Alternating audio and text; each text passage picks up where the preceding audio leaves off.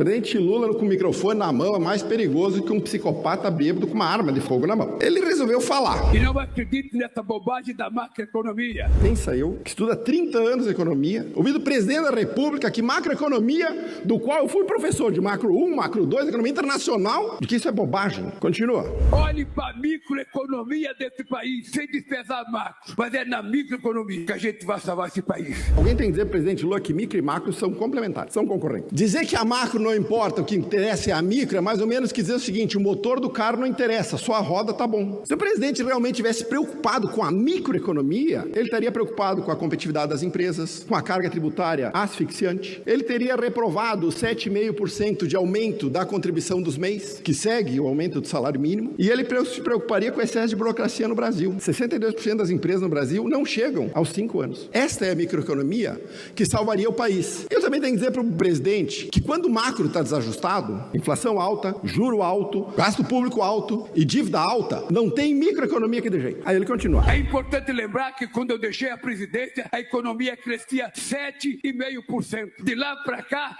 ela nunca mais cresceu acima de 3%. Precisou nós voltarmos para crescer acima de 3%, para mais emprego. O presidente Lula tem um lapso de memória que ele apaga da memória dele de 2011 a 2015. A Dilma não existiu para ele. Uma memória seletiva inacreditável, achando que nós vamos cair nesse papinho. Quando o Lula compara o governo de hoje, ou qualquer governo, com o estado da economia que ele deixou, é mais ou menos que nem o cozinheiro que toca fogo na cozinha, foge assustado, depois volta para culpar os bombeiros pela bagunça que ele encontrou. Esse 7,5% de crescimento do governo Lula é o chamado voo de galinha, provocado por subsídio, boom das commodities, crédito direcionado e gasto público descontrolado. O restado a gente já sabe, a maior recessão da história do Brasil. Continua falando besteira, presidente Lula. O povo, quando pega R$1.000, ele não vai comprar dólar, ele não vai depositar no banco, ele vai comprar o que comer, vai comprar o que vestir, vai comprar o que calçar, ele vai melhorar a vida da tua família, o dinheiro começa a circular, o comércio cresce, o comércio compra, a indústria produz mais, gera mais emprego, mais comércio, mais salário. Essa é uma visão infantilizada da economia. É uma visão que novamente despreza completamente o lado da oferta da economia. E é uma visão que, se tu levar no limite, a única coisa que eu tenho que fazer para um país crescer é tirar o dinheiro de todo mundo e dar pro pobre. Tira o dinheiro do empresário, tira o dinheiro da poupança, distribui para os pobres e a economia anda. Uma economia e uma renda só crescem efetivamente quando a oferta e a produtividade aumentam. Se isso não acontecer, você pode dar dinheiro quanto você quiser através de política distributiva. No final do processo, todos estaremos pobres. Que provavelmente, já disse, é a meta principal do governo Lula. Quanto mais pobre for a economia, quanto mais dependente do Estado for, maior é a chance dele conseguir se reeleger. Continua falando besteira. Eu quero pouco dinheiro na mão de muitos e não muito dinheiro na mão de poucos.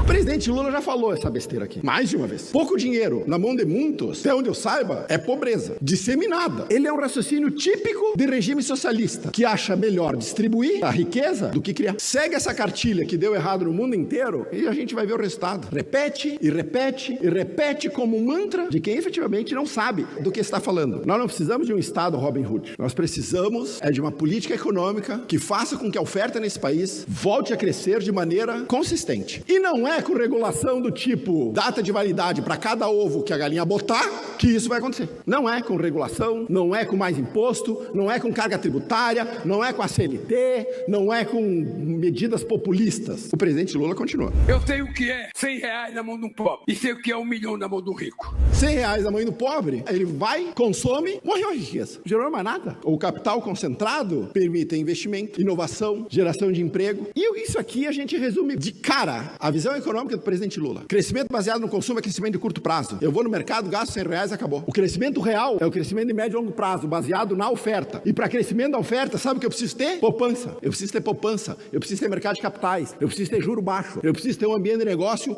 favorável ao empreendedor. Nada disso tem com esse governo. Finalmente, o presidente Lula mostrou a verdadeira face dele: populista, demagogo, oportunista, desinformado, irresponsável e anticapitalista. Alguém avisa o presidente Lula que economia não é feitiçaria. Não é com terraplanismo econômico que nós vamos mudar o Brasil. É com conhecimento e responsabilidade.